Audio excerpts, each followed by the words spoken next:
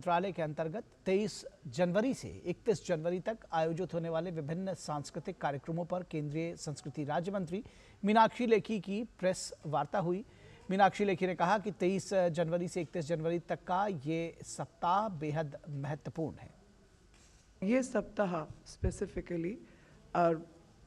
23 जनवरी से लेकर 31 जनवरी का दिन इस देश के लिए बहुत अहम हो जाता है, क्योंकि इसी समय पर गणतंत्र दिवस भी रहता है, इसमें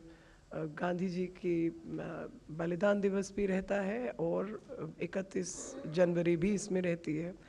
तो ये सब दिन अपने आप में बहुत महत्व रखते हैं, लेकिन जो सबसे बड़ी बात इस सारे आयोजन में दिखाई दे रही है, देश की सभ्यता संस्कृति को आगे लेकर चलने में महिलाओं का बहुत बड़ा योगदान रहा और कहीं ना कहीं उसको आज़ादी के बाद नकारने का प्रयास हुआ और उसको सुदृढ़ करने का प्रयास अभी की सरकार ने किया। और मीनाक्षी लेखी ने कहा कि अमृतकाल में 75वां गणतंत्र दिवस अहम रहा है और इस दौरान देश की महिलाओं का योगदान भी बेहद महत्वपूर्ण रहने वाला है।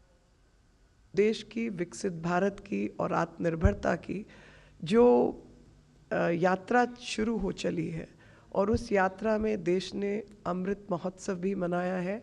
और अब जब अमृत काल शुरू हो चुका है तो उस अमृत काल में 75वां गणतंत्र दिवस भी एक पहला ऐसा बड़ा आयोजन होगा जो अमृत काल का आह्वान कर रहा है और उस आह्वान में इस देश का हर जनमानस, इस देश की परंपरा, इस देश की प्रेरणा, हमारी समृद्ध विरासत हो और उस विरासत पर गर्व करते हुए गुलामी की हर जंजीर को हम तोड़ सकें, इस कामना के साथ आह्वान को परिदर्शित किया जाएगा।